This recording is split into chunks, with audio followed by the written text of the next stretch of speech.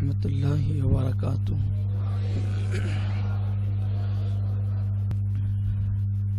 الحمد للہ رب العالمین والعاقبۃ للمتقین والصلاة والسلام علی سید الانبیاء والمرسلین وعلى آلہ واصحابہ الطیبین الطاہرین، اما بعد، فاعوذ باللہ من الشیطان الرجیم، بسم اللہ الرحمن الرحیم۔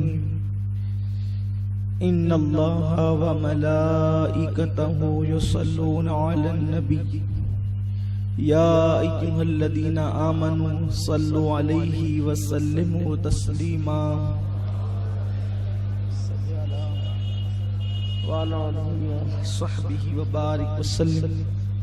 صلاۃ و سلام علیک یا رسول اللہ، قال النبی صلی اللہ تعالی علیہ وسلم، من صلی علی واحدہ صلی اللہ علیہ عشرہ، او کما قال صلی اللہ علیہ وسلم۔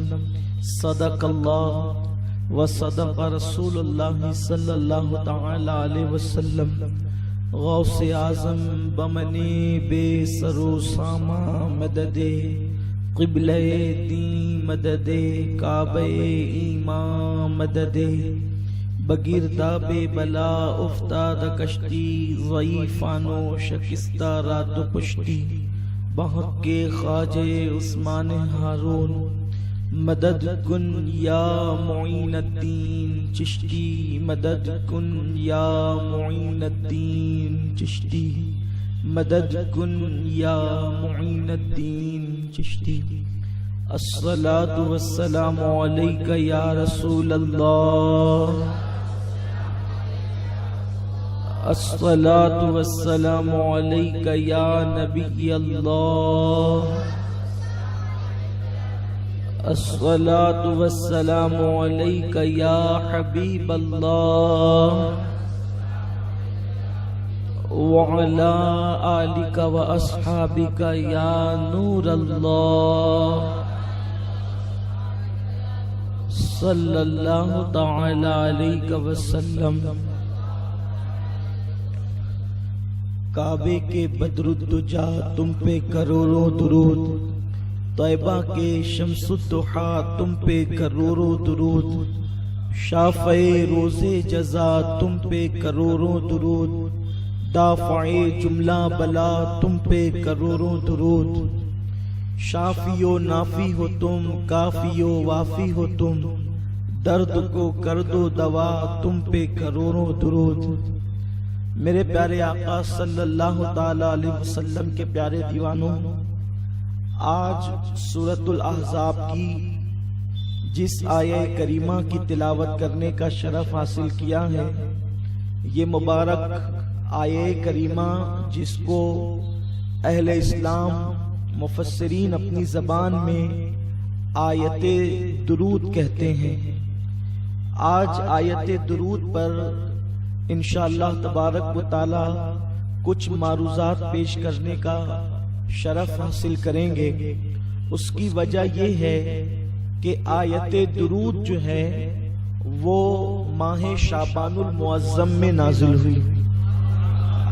یہ جو آیت مبارکہ ہے، ان اللہ وملائکتہ یصلون علی النبی، یہ جو مسلمان کے بچے کو یاد ہے، یہ آیت مبارکہ ماہ شعبان میں نازل ہوئی اور حضرت سیدنا ابو سعید خدری رضی اللہ تعالی عنہ کے گھر میں نازل ہوئی۔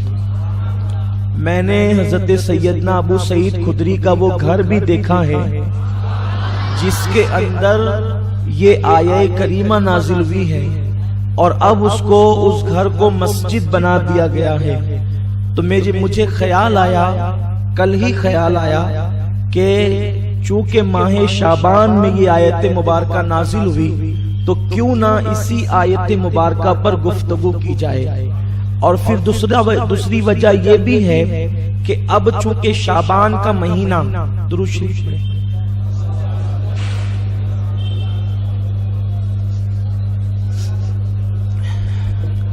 شعبان کا مہینہ قریب الختم ہے، اب صرف میرے خیال سے 14 دن بچے ہوئے ہیں اور ماہ رمضان شریف شروع ہونے والا ہے۔ تو اب ہماری توجہ انشاءاللہ اللہ کے کرم سے اس کے محبوب کے صدقے میں دین کی طرف اور عبادت کی طرف ہوگی۔ اب لوگوں کی رغبت عبادت کی طرف ہوگی تو لوگوں کو پتا چلے کہ سب سے بڑی عبادت کیا ہے، تاکہ ہم زیادہ سے زیادہ اسی عبادت کو کرنے کی کوشش کریں۔ میرے پیارے آقا صلی اللہ تعالی علیہ وسلم کے پیارے دیوانوں، یہ آیہ کریمہ نازل ہوئی کہ بے شک اللہ اور اس کے فرشتے نبی مکرم صلی اللہ علیہ وسلم پر درود بھیجتے ہیں۔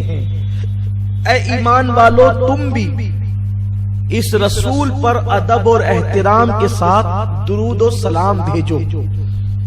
شعبان المعظم کے اندر یہ آیت نازل ہوئی، حضرت ابو سعید خدری کے گھر میں یہ آیت نازل ہوئی۔ تو جس وقت یہ آیہ کریمہ پڑھ کر رسول پاک نے صحابہ کو سنایا کہ آج مجھ پر ایسی ایسی آیہ کریمہ نازل ہوئی ہے کہ اللہ بھی درود بھیجتا ہے، اس کے فرشتے بھی درود بھیجتے ہیں، ایمان والو تم بھی درود و سلام بھیجو۔ تو صحابہ کرام نے اس آیہ کریمہ کی آمد پر حضور کے گھر آ کر کے حضور کو مبارکباد پیش کی، آقا کریم صلی اللہ علیہ وسلم کو مبارکباد پیش کی۔ اب اللہ جو درود بھیجتا ہے اس کا مطلب کیا ہے؟ اس کا زیادہ صحیح مطلب وہ ہے جو بخاری شریف کی حدیث میں موجود ہے کہ اللہ تبارک و تعالیٰ کے درود بھیجنے کا مطلب یہ ہے کہ اللہ تبارک و تعالیٰ فرشتوں کی محفل میں اپنے محبوب کی عظمت، شان اور بزرگی کو بیان فرماتا ہے۔ اب آپ غور فرمائیں ہمارے نبی کی شان کیا ہے، اپنے آقا کا مقام کیا ہے، اپنے سرکار کا مرتبہ کیا ہے کہ گویا کہ عرش پر محفل سجتی ہے اور اس میں ذکر مصطفیٰ کرنے والا خود ہے اور ذکر مصطفیٰ سننے والے فرشتے ہوتے ہیں۔ اللہ محبوب کی عظمت کو بیان کرتا ہے، محبوب کی شان کو بیان کرتا ہے، محبوب کی بزرگی کو بیان کرتا ہے، اور کس کے درمیان؟ فرشتوں کے درمیان۔ جب فرشتے دیکھتے ہیں کہ اللہ محبوب کی شان بیان کر رہا ہے، میرا محبوب یہ ہے، میرا محبوب یہ ہے، میرا محبوب یہ ہے، تو فرشتے کہتے ہیں اللہ تیرے حبیب کی شان اور بڑھا دے، تیرے محبوب کی شان اور بڑھا دے، تیرے محبوب کی شان اور بڑھا دے۔ تو اللہ کا یہ بیان کرنا کہ میرے محبوب کی شان یہ ہے، یہ درود ہے محبوب پر، اور فرشتوں کا یہ کہنا کہ اور بڑھا دے، یہ فرشتوں کا درود ہے، اور پھر فرشتے بھی یہ کر رہے، خدا بھی یہ کر رہا ہے، تو اللہ فرماتا ہے ہم تو یہ کر رہے ہیں، تم بھی یہی کرو۔ تم کو اللہم صلی علی محمد وعلی آل محمد کہ اللہ درود نازل فرما ہمارے سردار حضرت محمد پر۔ مطلب کیا؟ اللہ یہ جو تو فرشتوں میں محبوب کا ذکر کر رہا ہے اور فرشتے کہہ رہے اور بڑھا دے، تو ہم بھی کہتے ہیں اور بڑھا دے۔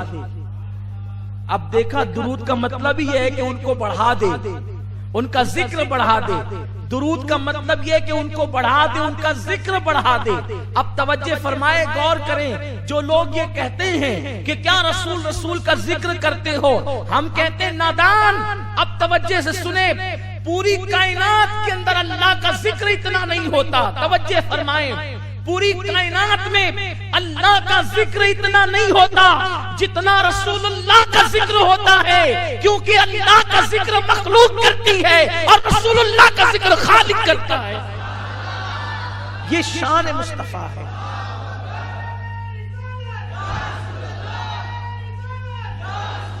یہ اپنے نبی کی شان ہے، یہ اپنے نبی کا مقام ہے۔ تو اللہ تبارک و تعالیٰ پھر قربان جائیں، آپ نماز پڑھے تو ثواب ملتا ہے، آپ روزہ رکھیں تو ثواب ملتا ہے، آپ حج کریں تو ثواب ملتا ہے، آپ زکات دیں تو ثواب ملتا ہے، آپ رکوع کریں تو ثواب ملتا ہے، آپ اللہ اکبر کہیں تو ثواب ملتا ہے، آپ سبحان اللہ کہیں تو ثواب ملتا ہے، آپ الحمدللہ کہیں تو ثواب ملتا ہے۔ لیکن جب آپ درود پڑھتے ہیں تو آپ اتنے محبوب ہو جاتے ہیں، آپ اتنے محبوب ہو جاتے ہیں کہ جب آپ درود پڑھتے ہیں اللہم صلی علی محمد، اے اللہ اللہ میرے محبوب پہ درود نازل فرما، تو اللہ کے رسول فرماتے ہیں صلی اللہ علیہ وسلم، تم ایک مرتبہ مجھ پہ درود پڑھتے ہو تو اللہ 10 مرتبہ تم پر درود نازل فرماتا۔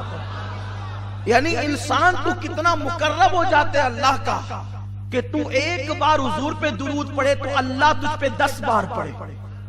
اللہ تجھے نہیں دیکھتا کہ تو شرابی ہے، تو جواری ہے، تو زانی ہے، تو جھوٹا ہے، تو غیبت کرنے والا ہے، تو چغل خور ہے۔ بس اگر مومن ہے ایک بار حضور پہ درود پڑھا تو اللہ 10 بار تجھ پہ درود نازل کرے۔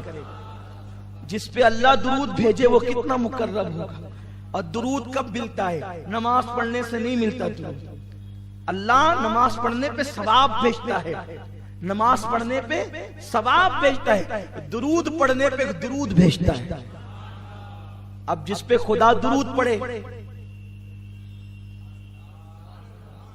جس پر خدا درود پڑھے، اللہ کا پڑھنا ہماری طرح نہیں ہے،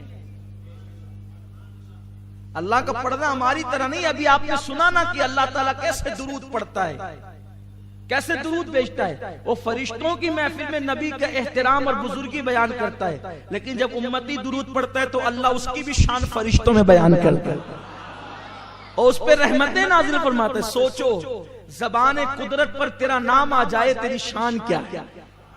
زبان قدرت پر اور کب آتا ہے؟ جب تو درود پڑھتا ہے، جب تو دیکھا درود کتنا مقدس اور مقرب عمل ہے۔ امام المتکلمین مولانا نقی علی خان رحمت اللہ علیہ فرماتے ہیں کہ بدنی، مالی اور قولی عبادت سے، یہ بدن کی عبادت، مال کی عبادت اور قول کی عبادت، ان ساری عبادتوں میں، نفلی عبادتوں میں درود سے بڑھ کر کسی کا مرتبہ نہیں ہے۔ سب سے بڑا مرتبہ درود شریف کا ہے، بلکہ فرض نمازوں کے بعد اگر سب سے بڑا رتبہ کسی کو حاصل ہے تو وہ درود شریف کو حاصل ہے۔ نماز پڑھ رہا ہے، نماز پڑھتے پڑھتے اچانک دل میں خیال آیا کہ مجھے تو نور محمد بھائی دیکھ رہے ہیں، مجھے تو حافظ غفران صاحب دیکھ رہے ہیں کہ میں کتنی اچھی نماز پڑھ رہا ہوں۔ اللہ کہتا اٹھا تیری نماز، اور منہ پہ مار دیتا ہے۔ اللہ تعالیٰ نماز رد کر دیتا ہے، کیوں؟ اس لیے کہ دکھاوا کیا، زکات دیتے ہوئے دکھاوا کیا کہ لوگ مجھے سخی کہے۔ اللہ زکات کا ثواب نہیں دیتا، اس کو منہ پہ پھینک مارتا ہے۔ رکوع کیا، اچھا رکوع کیا تو اگر دکھاوا کیا تو پھینک مارتا ہے، لیکن قربان جائے محبوب کی عظمت پر، اگر کوئی درود شریف دکھانے کو پڑھے، ریاکاری کے طور پہ پڑھے، تو اللہ رد نہیں کرتا تو بھی قبول کرتا ہے۔ اور کہا جاتا ہے کہ بندے اب تیری ریا کو نہیں دیکھوں گا، محبوب کی ضیا کو دیکھوں گا۔ تیری ریا نہیں دیکھی جائے گی، اب حبیب کی ضیا دیکھی جائے گی، اور ان کے روح بددعا کے صدقے تجھے ثواب عطا کیا جائے گا۔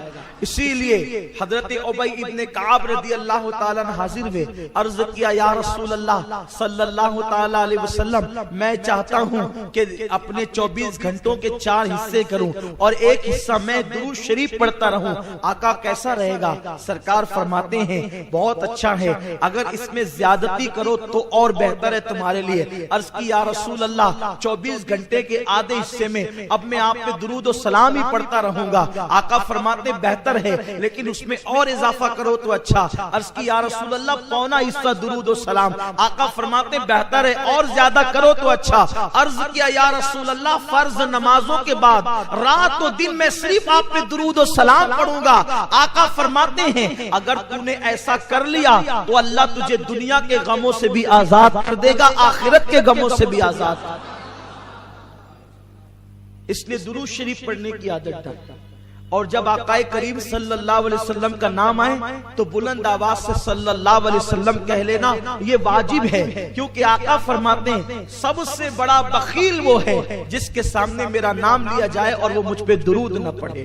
آقا کریم صلی اللہ علیہ وسلم کے دیوانوں، اس لیے درود پڑھنے کی عادت ڈالو، کم سے کم روزانہ 313 مرتبہ تو درود پڑھ ہی لیا کرو، 500 مرتبہ پڑھو تو اور اچھا، 1000 مرتبہ پڑھو تو اور اچھا۔ حضرت سیدنا قطب الدین بختیار کاکی رحمت اللہ علیہ اس وقت تک کہ آرام نہیں فرماتے تھے، جب تک کہ 3000 مرتبہ درود نہیں پڑھ لیتے. 3000 مرتبہ درود پڑھنے کے بعد آپ آرام فرماتے تھے. درود شریف کی بڑی برکتیں. آقا کریم صلی اللہ علیہ وسلم فرماتے ہیں کہ اگر بندہ دعا کرے اور درود نہ پڑھے تو اس کی لٹکتی رہتی ہے زمین اور آسمان کے درمیان، لیکن اگر کوئی درود پڑھ لے اور درود پڑھنے کے بعد دعا کرے تو اللہ اس کی دعا کو ضرور قبول فرماتا ہے. آقا فرماتے ہیں عرش کے نیچے ایک فرشتہ ہے جس کا سر عرش سے لگا ہوا ہے اور جس کے پیر تحت الثری میں ہے، جس کا ایک بازو مشرق کی طرف ہے اور دوسرا بازو مغرب کی طرف ہے. یہ حدیث میں وہ پڑھ رہا ہوں آپ کے سامنے آج جو میں نے اپنی زندگی میں سب سے پہلا بیان کیا تھا تو یہی بیان کیا تھا. اس وقت میری عمر 10-11 سال کی رہی ہوگی. میری زندگی کا پہلا بیان یہی ہے اور اس میں یہی میں نے روایت پڑھی تھی. مجھے آج بھی یاد ہے، وہ پورا بیان بھی آج بھی یاد ہے. پورا نہیں سناؤں گا، یہ حدیث اس میں سے سنا رہا ہوں. عرش کے نیچے اس کا سر ہے فرشتے کا اور تحت الثری میں اس کا پیر ہے. اس کا ایک بازو مشرق کی طرف ہے اور اس کا دوسرا بازو مغرب کی طرف ہے. جب کوئی بندہ مومن آقا پر محبت کے ساتھ درود پڑھتا ہے تو اللہ اس فرشتے کو حکم دیتا ہے کہ وہ نور کی دریا میں گوتا لگائے. تو فرشتہ نور کے دریا میں گوتا لگاتا ہے اور باہر آنے کے بعد وہ اپنے پروں کو جھاڑنے لگتا ہے. بتائیں اگر کبوتر اپنے پروں کو دریا میں ڈوب کر جھاڑے تو کتنے قطرے گن سکتے ہیں؟ نہیں گن سکتے. اگر مور دریا میں ڈوب کر اپنے پروں کو جھاڑے تو کتنے قطرے گن سکتے ہیں؟ نہیں گن سکتے. یار پر والوں کو تو جانے دیجئے، انسان اگر خود غسل کر کے اپنے سر کے بالوں کو اگر یوں جھاڑے تو کتنے قطرے گرے اس کا اندازہ نہیں ہو سکتا. تو وہ فرشتہ جس کا ایک بازو مشرق میں ہے، یعنی اس کے پر ایک طرف مشرق میں ہے، دوسرا بازو مغرب میں ہے، اس کا سر زیر عرش ہے، اس کے پیر تحت الثری میں ہے. جب کوئی بندہ مومن درود پڑھتا ہے تو وہ نور کے دریا میں غوطہ لگاتا ہے اور باہر نکل کر وہ اپنے پروں کو جھاڑتا ہے. سوچو کس قدر اس کے قطرے گرتے ہوں گے. میرے آقا غیب دا نبی فرماتے ہیں اس کے پروں سے جتنے نور کے قطرے گرتے ہیں ہر قطرے سے اللہ فرشتے کو پیدا فرماتا ہے، اور جتنے ہزاروں لاکھوں کروڑوں فرشتے پیدا ہوتے ہیں وہ سب کے سب قیامت تک کے لیے اس کا نام لے کر مغفرت کی دعا کرتے ہیں جس کے درود سے وہ پیدا ہوتے ہیں. توجہ کریں، آپ کے درود سے فرشتے پیدا ہوتے ہیں. اسی لیے پوری کائنات کے اندر اللہ کی 18,000 مخلوق ہے کم و بیش. کتنی مخلوق ہے؟ 18,000 مخلوق ہے کم و بیش. یہ ناک کے اندر جو جراثیم جاتے ہیں وہ بھی اللہ کی مخلوق ہے نا، جس کو جراثیم کہتے ہیں، کیٹانو جس کو کہتے ہیں، وہ بھی اللہ کی مخلوق ہے. ایک سانس لیتے ہیں تو کروڑوں اربوں خربوں ناک میں گھستے ہیں نا، وہ اتنی مخلوق ہے اللہ کی. لیکن فرمایا گیا اللہ کی مخلوق کے 10 حصے ہیں. اللہ کی مخلوق کے 10 حصے ہیں. ایک حصے میں ساری مخلوق ہے، جنات، انسان، جراثیم، جانور، حیوان، سب، درخت، شجر، حجر، برگ، ثمر، بلبل، چڑیا، مرغ، سب ایک حصے میں ہے. اور 9 حصے فرشتے ہیں. سوچو فرشتوں کی تعداد کتنی ہوگی، کتنی تعداد ہوگی فرشتوں کی، اندازہ لگاؤ. تو یہ جو فرشتے پیدا ہوتے ہیں کس طرح پیدا ہوتے ہیں؟ انسان شادی کرے تو انسان پیدا ہوتا ہے اور انسان درود پڑھے تو فرشتے پیدا ہوتے ہیں. میں نے سوچا یہ درود سے انسان بھی پیدا ہوا، درود سے فرشتے بھی پیدا ہوتے. کیسے؟ جب آدم و حوا کا نکاح ہوا تو اللہ نے کہا آدم نکاح کے بعد میرے محبوب پر مہر کے طور پہ درود پڑھ. میرے محبوب پر درود پڑھ بطور مہر، یہ مہر ادا ہوگا. آدم نے درود پڑھا تو حوا حلال ہو گئی. حوا حلال ہو گئی تو دنیا بحال ہو گئی. اب آپ اندازہ فرمائیں یہ دنیا وسیع ہو گئی، دنیا میں لوگ پیدا ہو گئے. اللہ اکبر، بغیر درود کے نہ انسان پیدا ہوا اور نہ بغیر درود کے فرشتے پیدا ہوتے ہیں. تو اب بتائیں جو درود نہیں مانتے ان مردودوں کا وجود کیسے؟ فرشتے بھی بغیر درود کے نہیں، انسان بھی بغیر درود کے نہیں. تو جن مردودوں کو اعتراض درود پر ارے درود وہ ہے، اللہ نماز نہیں پڑھتا نماز کا حکم دیتا ہے، روزہ نہیں رکھتا روزے کا حکم دیتا ہے، حج نہیں کرتا حج کا حکم دیتا ہے۔ درود وہ عمل ہے، وہ درود بھیجتا بھی ہے اور درود پڑھنے کا حکم بھی دیتا ہے۔ وہ لا شریک بھی مومنوں کو کہتا ہے کہ جب تم درود پڑھتے ہو تو ہم بھی درود تمہارے ساتھ بھیجتے ہیں یا ہم بھیجتے ہیں۔ سنو میرے آقا فرماتے ہیں جب تم دعا کرو یا دعا سنو تو بلند آواز سے آمین کہو۔ جس کی آمین فرشتوں کی آمین سے مل جاتی ہے اس کی مغفرت ہو جاتی ہے، کیونکہ فرشتے بھی آمین کہتے ہیں، تم بھی آمین کہتے ہو۔ جس کی آمین فرشتے کی آمین سے مل گئے اس کی مغفرت ہو گئی۔ اللہ بھی درود بھیج رہا ہے، بندہ بھی درود بھیج رہا ہے۔ جس کا درود خدا کے درود سے مل جائے اس کا مرتبہ کیا ہوگا؟ جس کا درود، ارے جس کی آمین فرشتوں کی آمین سے مل جائے اس کو جنت مل جائے، جس کا درود خدا کے درود سے مل جائے اس کا مرتبہ کیا ہوگا؟ امام المتکلمین مولانا نقی علی خان علیہ رحمہ جو اعلیٰ حضرت کے والد بزرگوار ہے، فرماتے ہیں ایک مرتبہ درود پڑھنا پوری دنیا کی نعمتوں سے بڑھ کر ہے۔ درود وہ ہے، درود کا ثواب وہ ہے۔ آئیے بہت تفصیل میں نہیں جاتے، چند باتیں عرض کرتے ہیں تاکہ ہم درود پڑھیں، درود پڑھنے کی عادی بنیں، آج سے عادت بنائیں۔ درود پڑھنے میں کبھی شرمایا نہیں کریں بلکہ اپنی عادت بنائیں، اٹھتے بیٹھتے چلتے پھرتے آقا پہ درود شریف پڑھا کریں، کیونکہ میرے آقا فرماتے ہیں، توجہ کریں آپ، جب بیان ہوتا ہے تو آپ سوچتے ہیں نا کہ آپ مقرر کے قریب بیٹھے، آپ سوچتے ہیں کہ نہیں سوچتے؟ مقرر کے قریب بیٹھے، کیونکہ مقرر کے قریب بیٹھیں گے قریب سے چہرہ نظر آئے گا، ٹھیک ہے؟ اگر مقرر باعمل عالم ہے تو اس کے چہرے کو دیکھنا عبادت ہے، اور اس کے چہرے کو دیکھنے کی برکتیں ملتی ہے، آنکھوں کی روشنی تیز ہوتی ہے، اور بھی بہت ساری فضیلتیں ہیں۔ تو ہر آدمی سوچتا ہے کہ میں قریب بیٹھ کر مقرر کا چہرہ دیکھوں، اس کی زیارت کروں، ٹھیک ہے؟ ایسے بھی مومن کو دیکھنا بھی عبادت ہے، ایمان والے کو دیکھنا بھی عبادت ہے۔ میرے آقا علیہ السلام کے دیوانوں اتنی بڑی عبادت ہے کہ اگر مومن کو محبت کے ساتھ دیکھو اور تمہارے دل میں اس کے لیے کینہ نہیں تو اللہ تعالیٰ تمہاری بھی مغفرت کر دے، اس کی بھی مغفرت کر دے۔ تو ہر آدمی مقرر کو، علماء کو قریب سے دیکھنا چاہتا ہے، صحیح ہے؟ حضور فرماتے ہیں جو دنیا میں جتنا زیادہ مجھ پہ درود پڑھے گا وہ قیامت کے دن اتنا زیادہ میرے قریب ہوگا۔ مقرر کے قریب نہیں، جو تقریروں کا عنوان ہے اس نبی کے قریب، جو تقریروں کی جان ہے اس نبی کے قریب، جو ایمان کا ایمان ہے اس نبی کے قریب۔ کس کی برکت سے؟ درود کی برکت سے۔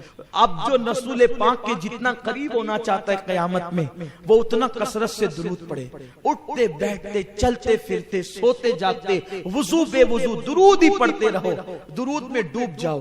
حضرت شیخ عبدالحق محدث دہلوی کہتے ہیں کہ جب میں مکہ سے مدینہ شریف جا رہا تھا تو میرے استاد شیخ عبدالوہاب متقی نے فرمایا، بیٹے فرض نمازوں کے بعد اس پورے سفر میں صرف درود پڑھنا اور درود ہی پڑھنا، اس لیے اس سے بہتر کوئی عمل نہیں ہے اس سفر میں۔ تو میں نے پوچھا حضرت کتنی مرتبہ پڑھوں؟ کہا کوئی تعداد نہیں، جتنی زیادہ پڑھ حتیٰ کہ تو درود کے رنگ میں رنگ جا، درود کے رنگ میں رنگ جا۔ کسی عبادت کے کرنے پر اتنی جلدی بندہ ولی نہیں بنتا جتنا درود شریف پڑھنے کی برکت سے ولی بن جاتا ہے۔ حضور محدث اعظم نے کہا ہے نا، یا غوث کہتے کہتے ہو جاتے ہیں غوث، خواجگی مل جاتی خواجہ کا دم بھر کے تو دیکھ۔ اب بتاؤ جب یا غوث کہنے سے ولایت ملتی ہے تو یا محمد کہنے سے نہیں مل سکتی۔ غوث العظم کو یا محمد کہنے سے ولایت ملی ہے، ان کو یہ مرتبے ملے ہیں۔ حالانکہ ہمارے بعض علماء یہ کہتے ہیں کہ ڈائریکٹ یا محمد کہنا بے ادبی ہے، لیکن ہمارے بعض علماء نے جو اس پر نقطہ بیان کیا وہ یہ ہے کہ حضور کا نام بطور نام یا محمد کہنا یہ بے ادبی ہے، لیکن حضور کا نام ایک مقام پر نام ہے اور دوسرے مقام پر وہ مکمل نعت ہے، کیونکہ محمد کا مطلب ہوتا ہے جس کی سب سے زیادہ تعریف کی گئی ہو، تو اس لیے یہ نام مستقل ایک نعت بھی ہے۔ تو اگر بطور نعت یا محمد کہا جائے تو پھر کوئی گناہ نہیں رہتا، کوئی بے ادبی نہیں رہتی، اس لیے کہ حضور صلی اللہ علیہ وسلم نے حدیث میں خود یہ سکھایا ہے، یا محمد انی اتوجہ الیکا، یہ الفاظ حدیث مبارکہ میں آئے ہیں. تو میرے پیارے آقا صلی اللہ علیہ وسلم کے پیارے دیوانوں، صحابہ نے بھی یا محمدہ کہہ کر کے پکارا ہے. بہرحال وہ میرا عنوان نہیں، تو عرض یہ کر رہا تھا، جب یا غوث کہنے سے غوث بن جاتا انسان، تو حضور کا نام لینے سے کیا مرتبہ ملے گا، حضور کا نام لینے سے کیا مقام ملے گا. اور یاد رکھنا، آقا کریم صلی اللہ علیہ وسلم پہ جب درود پڑھا جاتا ہے تو درود کی برکت سے گناہ معاف بھی کیے جاتے ہیں. آقا فرماتے ہیں جو مجھ پہ ایک بار درود پڑھے اللہ اس کو 10 نیکیاں عطا کرتا ہے، کو مٹا دیتا ہے اور اس کے 10 درجات کو بلند فرما دیتا ہے. ایک مرتبہ کا واقعہ ہے کہ ایک شخص اپنے باپ کے ساتھ حج کے لیے چلا، اور جب وہ حج کرنے کے لیے پہنچا تو وہ کعبے کا غلاف پکڑتا تو درود پڑھتا، طواف کرتا تو درود پڑھتا، زمزم پہ آتا تو درود پڑھتا، مقام ابراہیم پہ آتا تو درود پڑھتا. درود درود درود درود درود ہی پڑھتا رہا. عرفات میں درود، منی میں درود، مزدلفہ میں درود، سب جگہ درود. یہ بھی ایک بات ہے، جو درود پڑھتا ہے نا، اس کے دل کی جتنی تمنا ہوتی ہے بغیر مانگے ملتی ہے. اس لیے کہ درود حضور کے لیے دعا ہے. درود جو محبوب کے لیے دعا کرے تو اللہ تعالیٰ پھر اس کو دعا کی حاجت کیا ہے. اب یہاں یہ بات مت سوچنا کہ ہم حضور کے لیے دعا کرتے ہیں تو حضور کے مرتبے بڑھتے ہیں. نہیں، اللہ اکبر، ہم حضور کے لیے دعا کرتے ہیں تو اپنی بگڑی بنتی ہے. ہم حضور کے لیے دعا کرتے ہیں تو اپنی بگڑی بنتی ہے. اور درود درود درود پڑھتے رہے. وہ نوجوان کو ایک بزرگ نے دیکھا، لوگوں نے اس بزرگ کا نام الگ بیان کیا ہے، لیکن زیادہ تر لوگ جس بزرگ کا نام بیان کرتے ہیں وہ حضرت مالک ابن دینار ہے.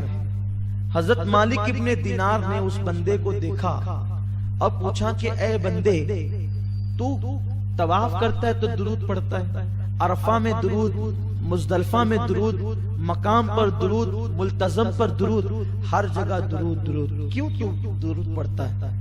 اس نے کہا اگر آپ اتنے بڑے اللہ کے برگزیدہ بندے نہ ہوتے تو میں آپ کو یہ راز کبھی نہ بتاتا. میں جو آ رہا تھا اپنے باپ کے ساتھ، جب میں اپنے باپ کے ساتھ سفر حج پہ نکلا تو مجھے معلوم ہے کہ میرا باپ بڑا پاپی ہے، لیکن میری نیت یہ تھی کہ میرا باپ حج کر لے گا تو اللہ تبارک و تعالی اس کے گناہ کو معاف کر دے گا. لیکن افسوس اس پر ہوا کہ جب ہم لوگ حج کا سفر کرتے رہے تو اچانک رستے میں میرے باپ کی طبیعت علیل ہوئی اور اس کا انتقال ہو گیا. اور جب اس کا انتقال ہو گیا، صحرا تھا، جنگل تھا، بیابان تھا، میں نے اس غم کے عالم میں کہ اب میں اور میرا باپ، میں کیسے اس کی تدفین کروں، کیا کروں، کچھ سمجھ میں نہیں آتا تھا. ایسے میں نے سوچا کہ ایک کام کرتے ہیں کہ باپ کے لیے قبر کھودتے ہیں. میں اپنے باپ کے لیے قبر کھودنے لگا تو میں نے کیا دیکھا کہ میرے باپ کی شکل گدھے کی طرح، اس کا پورا جسم انسان کی طرح اور اس کی شکل گدھے کی طرح.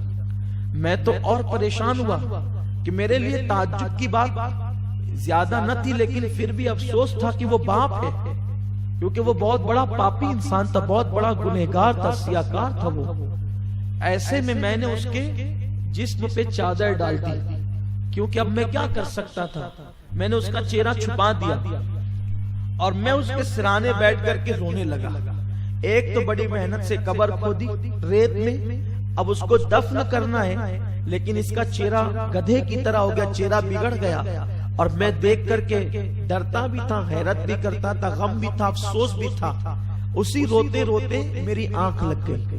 جب میری آنکھ لگی تو میں نے کیا دیکھا کہ خوبصورت جوان میرے خواب میں دکھے اور بہت خوبصورت سا چہرہ تھا، کالی کالی زلفیں تھی، خوبصورت سی آنکھیں تھی اور ان کے جسم سے خوشبو کی لپیٹیں اٹھ رہی تھی. وہ چلتے تھے تو ایسا لگتا تھا جیسے عرش فرش پر آ گیا ہو. ان کی اس معصوم ادا کو دیکھ کر میں حیران تھا. وہ سیدھا آئے اور آنے کے بعد میرے باپ کی میت سے چادر ہٹایا, دیکھا تو جو ہے وہ گدھے کی طرح چہرہ تھا, اپنا مبارک ہاتھ چمکتا ہوا انہوں نے میرے باپ کے چہرے پہ پھیرا تو میرے باپ کا چہرہ 14ویں رات کے چاند کی طرح روشن ہو گیا, منور ہو گیا. اور جب وہ جانے لگے تو میں نے ان کا دامن پکڑ لیا اور عرض کیا, محترم آپ کون ہیں؟ اے مشکل کشا, میری مشکل کو دور کرنے والے کون ہیں اور میرے باپ پر اتنا رحم کرنے والے کون ہیں؟ تو انہوں نے مڑ کے کہا, کیا تم مجھے نہیں پہچانتا؟ میں محمد ابن عبداللہ ہوں, میں تیرے باپ کا اور تیرا رسول ہوں اور نبی ہوں. میں نے عرض کی, آقا میرا باپ تو بڑا پاپی تھا, اس کا چہرہ گدھے کی طرح ہو گیا اور آپ نے آ کر اس کا چہرہ چاند کی طرح کر دیا, وجہ کیا ہے؟ ارشاد ہوا, یہ پاپی تو بہت تھا لیکن سونے سے پہلے مجھ پہ درود پڑھ لیا کرتا. جب یہ دنیا میں مجھے نہ بھولا تو مرنے کے بعد میں اس کو کیسے بھولوں؟ اور آقا علیہ الصلوۃ والتسلیم تشریف لے گئے. جب میرے آقا تشریف لے گئے تو کہتے ہیں میری آنکھ کھل گئی, اور آنکھ کھلی تو میں نے دیکھا کہ میرے باپ کا چہرہ 14ویں رات کے چاند کی طرح چمک رہا تھا. اللہ اکبر. وہ کہتے ہیں پھر میں نے اپنے باپ کو خوشی خوشی دفن کر دیا اور میں نے عہد کر لیا, اب ساری زندگی فرائض اور واجبات کے بعد اگر سب سے زیادہ کوئی عمل کروں گا تو صرف اپنے نبی پہ درود و سلام کروں گا. میرے پیارے آقا صلی اللہ علیہ وسلم کے پیارے دیوانوں, ماہ رمضان شریف آ رہا ہے, کثرت کے ساتھ درود شریف پڑھے اور کوشش کرے کہ کم سے کم 1000 مرتبہ درود شریف تو روزانہ ماہ رمضان شریف میں ہم نے پڑھنا ہی پڑھنا ہے, اس لیے کہ درود شریف کی بڑی برکتیں ہیں. میں کیا عرض کروں, درود شریف کا مقام کیا ہے. میرے پیارے آقا علیہ السلام کے پیارے دیوانوں, صحابہ کرام کثرت سے درود پڑھتے تھے, اولیاء کرام کثرت سے درود پڑھتے تھے, اور روایتوں میں آیا ہے کہ جو بندہ کثرت سے درود پڑھتا ہے اللہ اس کا دل منور کر دیتا ہے اور غیب کے حجابات اس سے اٹھا دیتا ہے. اور فرمایا گیا جو کثرت کے ساتھ درود پڑھتا ہے پھر اللہ تبارک و تعالی اس کے دل کو منور کر کے وہ آنکھیں عطا کرتا ہے کہ اس کی ہتھیلی پر وہ اللہ کے شہروں کو دیکھنے لگتا ہے, وہ دنیا کو اپنی ہتھیلی پر دیکھنے لگتا ہے. اللہ اکبر. میرے آقا صلی اللہ علیہ وسلم کے دیوانوں جو کثرت کے ساتھ درود پڑھتے ہیں جب وہ مر جاتے ہیں تو قبر کے اندر, اللہ اکبر, ان کے جسم کو قبر کی مٹی نہیں کھا سکتی, قبر کی مٹی ان کے جسم کو نہیں کھا سکتی, ان کا کفن بھی میلا نہیں ہوتا.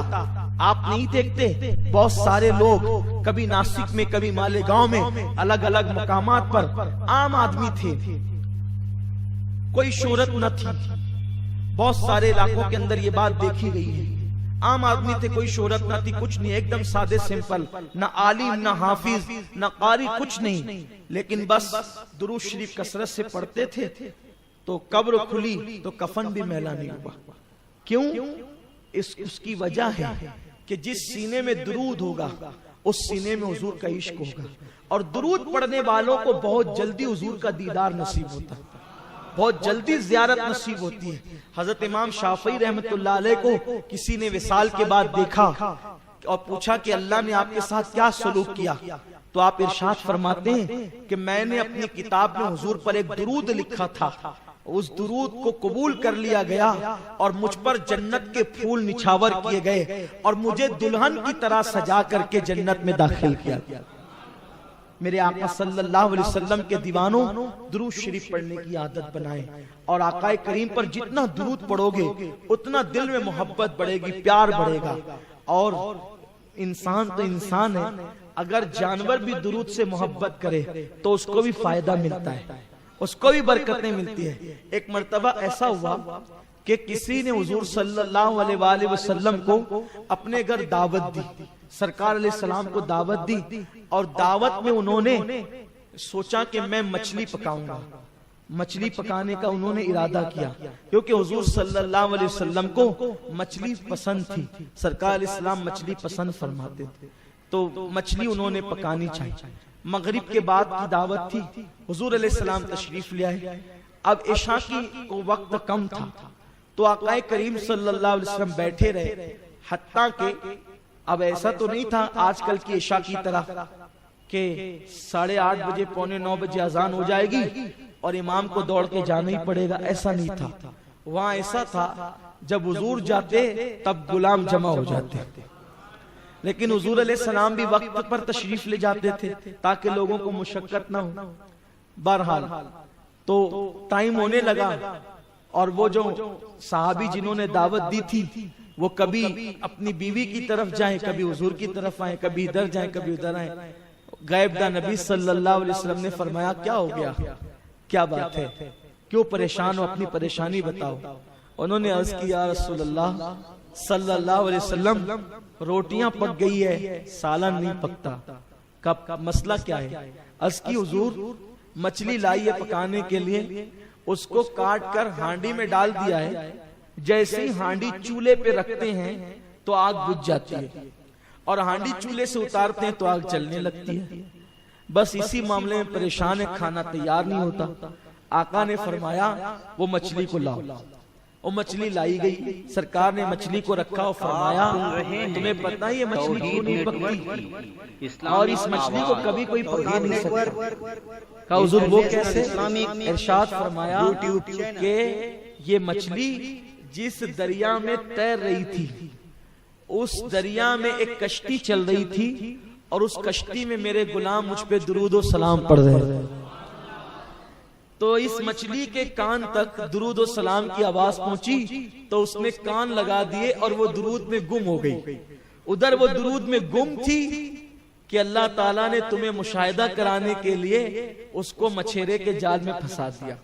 مچھیرے کے جال میں پھنسی اور بازار میں بکی تو تمہارے ہاتھ لگی، تم لا کر کے تم نے اس کو کاٹا اور ڈالا ہانڈی میں. تو اب جس مچھلی نے محبت کے ساتھ مجھ پہ درود پڑھنے والوں کا درود سنا ہے تو اس لیے اس مچھلی کے اوپر یہ آگ اثر نہیں کر سکتی.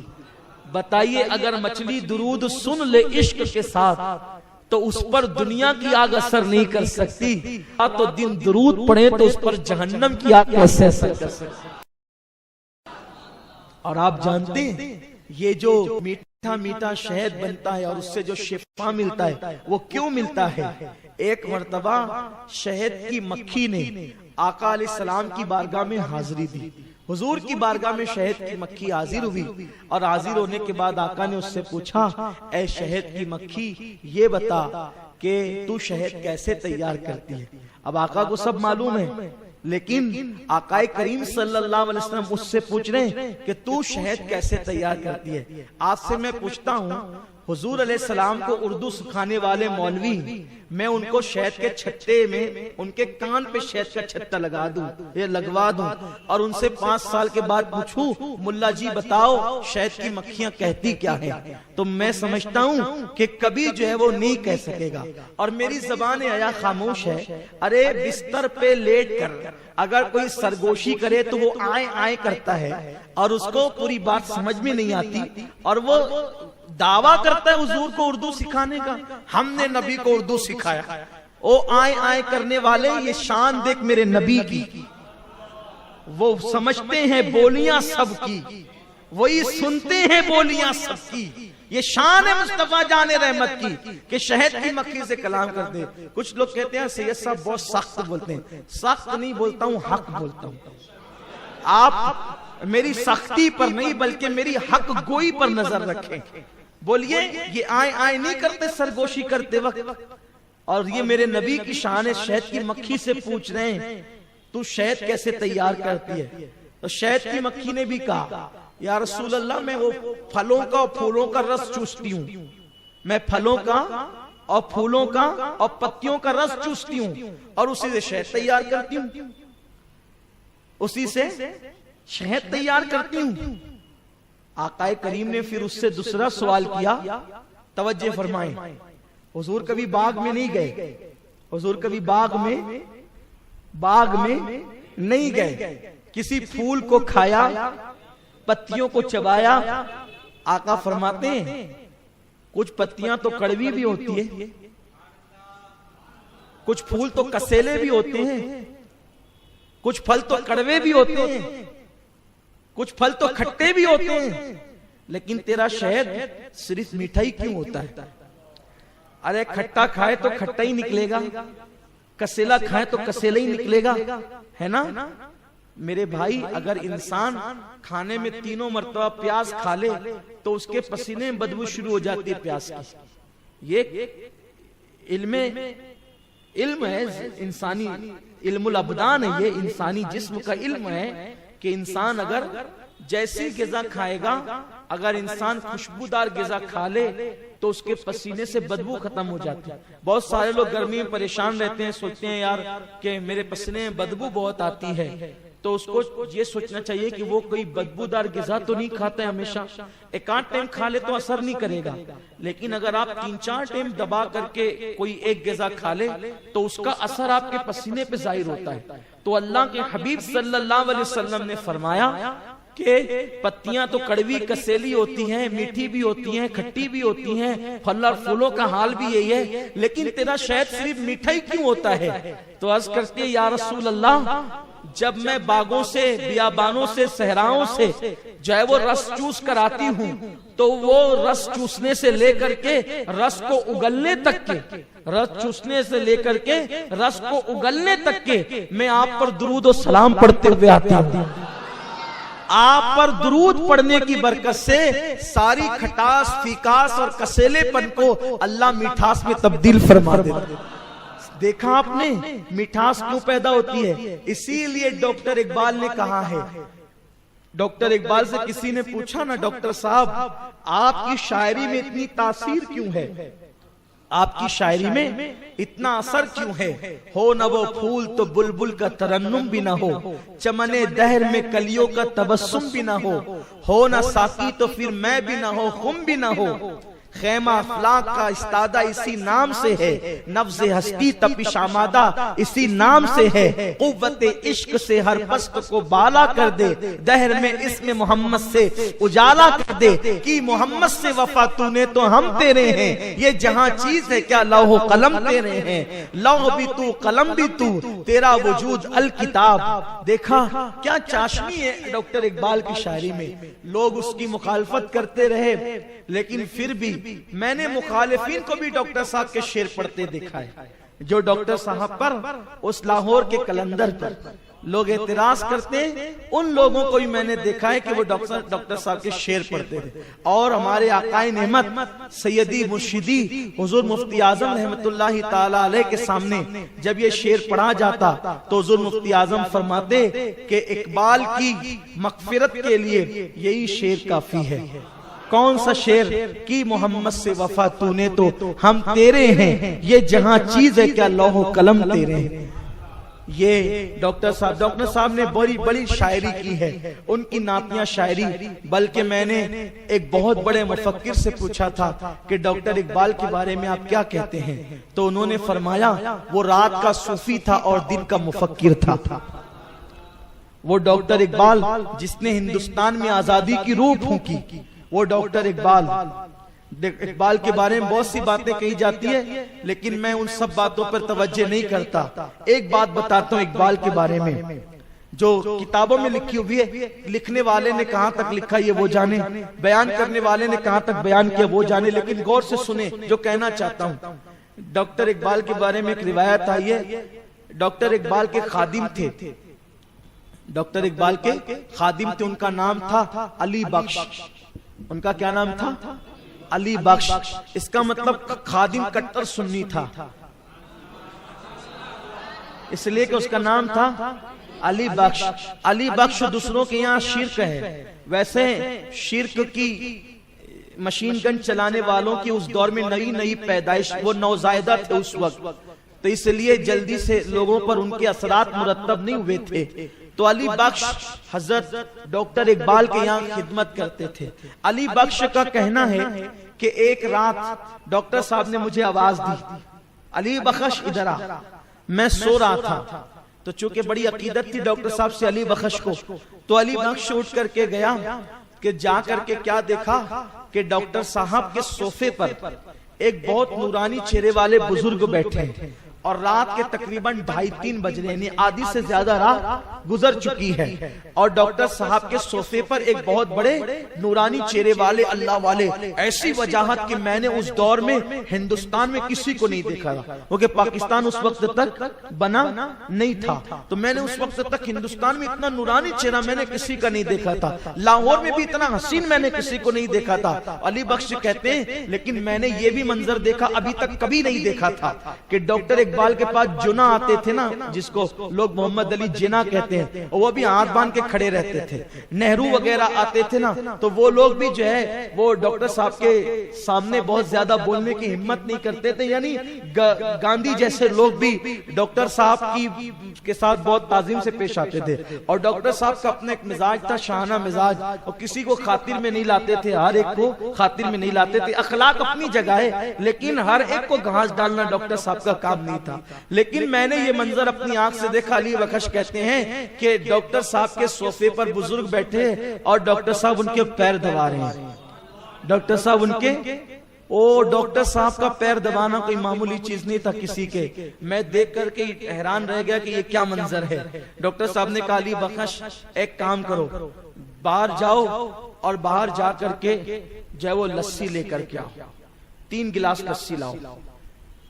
میں نے سوچا یہ رات کے اتنے 3 بج رہے ہیں اور لاہور میں ابھی سب سونا ہو گیا ہوگا اور یہ ان کو لسی کی سوچ رہی ہے، لیکن علی بخش تھا بڑا وفادار، کہا ٹھیک ہے لے کر آتا ہوں۔ کہتے ہیں جیسے میں گھر کے باہر نکلا، برسوں سے میں اقبال کے گھر میں رہتا تھا، لیکن جیسے گھر کے باہر نکلا تو میں نے دیکھا کہ قریب میں ایک نئی دکان کھلی ہے لسی کی، ایسا لگتا تھا جیسے آج ہی رات کھلی ہے لسی کی دکان، اور لسی کی دکان پر بہت نورانی چہرے والے بزرگ، جیسا چہرہ وہاں تھا ایسا ہی کم و بیش یہاں بھی تھا، اور وہ لسی بنا رہے تھے۔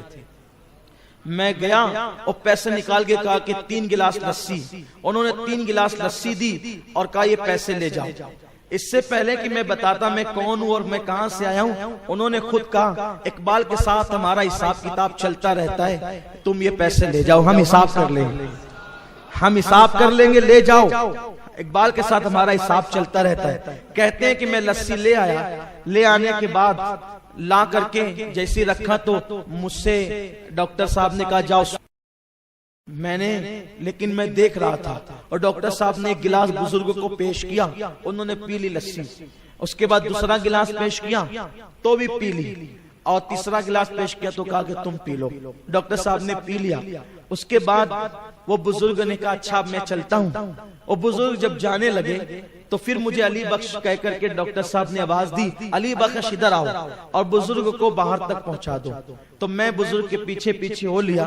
جیسے بزرگ نے باہر قدم رکھا ایک روشنی چمکی، میری آنکھیں چوندیا گئی اور وہ بزرگ غائب ہو گئے۔ میں آیا اور آنے کے بعد میں نے ڈاکٹر صاحب کو کہا، کیونکہ اب میں گھوم گھام کے باہر آیا تھا، وہ جو نئی دکان کھلی تھی وہ کوئی دکان نہیں تھی۔ میں آیا، میں نے کہا ڈاکٹر صاحب صحیح بتانا کیا معاملہ ہے، وہ دکان بھی لگی تھی ابھی وہ دکان بھی نہیں ہے، اور یہ جو بزرگ آیا تھا یہ کون ہے، آپ پیر دبا رہے تھے، کیا معاملہ ہے؟ تو ڈاکٹر صاحب نے کہا علی بخش رہنے دو مت پوچھو۔ علی بخش ضد پر آ گئے، نہیں آپ کو بتانا ہی پڑے گا، آپ کو بتانا ہی پڑے گا۔ تو ڈاکٹر صاحب نے کہا اس شرط پہ بتاؤں گا کہ جب تک میں زندہ رہوں یہ واقعہ تم کسی کو نہیں بتاؤ گے تو بتاتا ہوں، کا وعدہ کرتا ہوں جب تک آپ زندہ رہیں گے کسی کو نہیں بتاؤں گا۔ تو ڈاکٹر صاحب نے بتایا جس بزرگ کے میں پیر دبا رہا تھا وہ سرکار غریب نواز تھے، وہ حضور غریب نواز رضی اللہ تعالیٰ تھے، اور جو تجھے لسی کی دکان پہ ملے تھے، چونکہ غریب نواز آج لاہور آئے ہوئے تھے تو ان کی مہمانی کے لیے داتا علی زوری نے لسی کی دکان لگائی۔ یہ غریب نواز کا مقام، لیکن اس میں ڈاکٹر اقبال کی عظمت سمجھ میں آتی ہے۔ اس ڈاکٹر اقبال سے کسی نے پوچھا ڈاکٹر صاحب اللہ نے آپ کی شاعری میں اتنی تاثیر کیسے عطا فرمائی؟ تو ڈاکٹر صاحب کہتے ہیں کہ جب شہد کی مکھیاں درود پڑتی ہے تو کسیلا رس بھی میٹھا ہو جاتا ہے، تو میں نے شاعری شروع کرنے سے پہلے 1 کروڑ مرتبہ اپنے نبی پہ درود و سلام پڑھا ہے۔ اس درود کی برکت ہے کہ اللہ نے میری شاعری کے اندر یہ رنگ پیدا کر دیا ہے۔ اگر ہم بھی چاہتے ہیں کہ ہمارے اندر بھی کوئی رنگ پیدا ہو تو ہم بھی درود شریف کی عادت ڈالیں اور درود شریف کثرت سے پڑھنے کی کوشش کریں. اللہ تعالیٰ مجھے آپ سب کو درود شریف کثرت سے پڑھنے کی توفیق عطا فرمائے. میں آج آپ سے پوچھنا چاہتا ہوں, آج میں نے یہ عنوان اسی لیے لیا تھا کہ ہم آج سے آپ کو درود کا پابند کریں گے. میں ایسے نہیں چھوڑوں گا آج آپ کو. میں پوچھنا چاہتا ہوں آج سے کون کون میرے ساتھ وعدہ کرتا ہے کہ کم سے کم 500 مرتبہ درود پڑھے بغیر ہم نہیں سوئیں گے. سبحان اللہ. وعدہ کرتے ہیں؟ مشکل نہیں ہے. جو لوگ ڈر رہے ہیں نا, مشکل نہیں ہے. آپ ہاتھ نیچے کریں. دیکھیے آسان ہے. آپ یہ کاؤنٹنگ والی تسبیح لے لیں, ٹھیک ہے؟ بیٹھ کے آج کل کے مصروفیت کے دور میں آپ نہیں پڑھ سکتے, کوئی بات نہیں, شرمائے نہیں. یار لوگ گالی دیتے نہیں شرماتے, ہم درود پڑھتے کیوں شرمائیں؟ لوگ گانا گاتے نہیں شرماتے, ہم درود پڑھتے کیوں شرمائیں؟ کاؤنٹنگ والی تسبیح لے لیں اور یوں اس طرح سے انگلی میں رکھ لے, چھپ جاتی ہے, اور صلی اللہ علیہ وسلم صلی اللہ علیہ وسلم صلی اللہ علیہ وسلم صلی اللہ علیہ وسلم صلی اللہ علیہ وسلم صلی اللہ علیہ وسلم پڑھتے رہیں. یہ جو درود شریف ہے 100 مرتبہ کتنے ٹائم میں پڑھا جاتا ہے معلوم ہے؟ اطمینان سے بھی اگر آپ پڑھیں گے تو 2 منٹ میں 100 مرتبہ آپ پڑھ سکتے ہیں. کتنا؟ 2 منٹ میں. 500 مرتبہ کتنے منٹ میں ہوگا؟ بولو. جو رسول پوری رات اپنے لیے کھڑے رہتے تھے, ہم اس رسول پاک کے لیے 10 منٹ نہیں نکال سکتے؟ دیکھیے میں آپ کو کہہ رہا ہوں کہ 2 منٹ میں اطمینان سے آپ پڑھ سکتے ہیں. آپ اس کو چلیے ایک تجربہ کرتے ہیں. ہم سب انگلیوں پہ آپ گنے, آپ بھی 100 مرتبہ صلی اللہ علیہ وسلم پڑھیں اور میں بھی پڑھتا ہوں. ابھی ٹائم ہو رہا ہے میری گھڑی میں 11:15. ٹھیک ہے, اب پڑھتے ہیں. بسم اللہ کیجئے. صلی اللہ علیہ وسلم.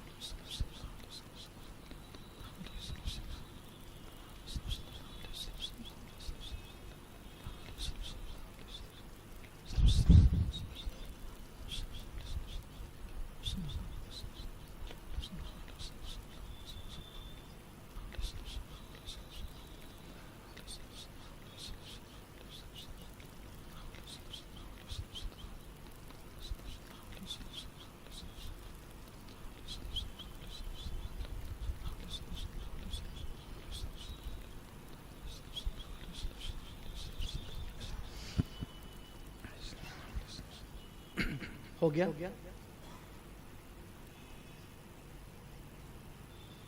میرے خیال سے 16 منٹ ہو رہے ہیں اور میرا ہو گیا. جو بہت اطمینان سے پڑھ رہے ہوں گے ان کو 2 منٹ لگیں گے. 1 منٹ سے 1.5 منٹ میں ہمارا ہو گیا ہے, لیکن جو اطمینان سے پڑھتے ہیں 2 منٹ لگیں گے ان کو. اور اگر آپ روزانہ پڑھنے کی عادت ڈالیں گے تو آپ بھی 1 منٹ میں پڑھ لیا کریں گے. تو کیا آج سے ہم وعدہ کرتے ہیں سب لوگ 500 بار درود شریف روزانہ پڑھیں گے انشاءاللہ, اور رمضان شریف میں ڈبل کر دیں گے اس کو انشاءاللہ. اگر یہ عنوان آج لینے کی وجہ ہے, مجھے معلوم ہے آپ, میں نے جو فضیلت بیان کی آپ کو معلوم ہوگی سب, کیونکہ آپ اشتہار میں آتے ہیں. ہمارے مبلغین جو نئے آتے ہیں وہ لوگ یہ عنوان پہ بیانات کرتے ہیں, لیکن میں نے یہ پرانا عنوان آج اسی لیے کھولا ہے تاکہ ہم آج یہ عزم لے کر کے جائیں کہ ہمیں روزانہ کتنی مرتبہ, بھولیں گے تو نہیں, سب لوگ پڑھیں گے انشاءاللہ. اللہ تعالیٰ سے دعا ہے کہ اللہ ہمیں توفیق عطا فرمائے. ایک مرتبہ ایک خاتون نے مجھ سے کہا, عرض کیا کہ سید صاحب میں حضور کا دیدار کرنا چاہتی ہوں, آپ کوئی عمل بتائیں. تو میں نے اس کو کہا کہ تم ایک درود شریف پڑھو, اللہم صلی علی روح سیدنا محمد فی الارواح وصلی علی جسد فی الاجساد وصلی علی قبر محمد فی القبور. یہ میں نے اس کو کہا کہ آپ درود شریف پڑھیں. وہ روزانہ کبھی 100 مرتبہ کبھی 300 مرتبہ پڑھتی رہی. اور پھر ایک دن مجھے بتایا کہ میں نے حضور علیہ السلام کا دیدار کیا اور ساتھ میں مولا علی کا بھی دیدار کیا. تو یعنی کہ درود شریف کی کثرت اگر انسان کرے تو آسانی کے ساتھ انسان جو ہے وہ حضور کا دیدار کر سکتا ہے. تو آپ حضرات سے میری گزارش ہے کہ اگر حضور کے دیدار کی تمنا ہے تو آپ حضور پہ درود پڑھیں.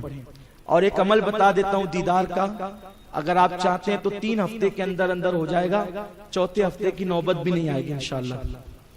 طریقہ یہ ہے کہ شب جمعہ میں تازہ اچھے سے وضو کریں اور وضو کرنے کے بعد 2 رکعت نفل نماز پڑھیں.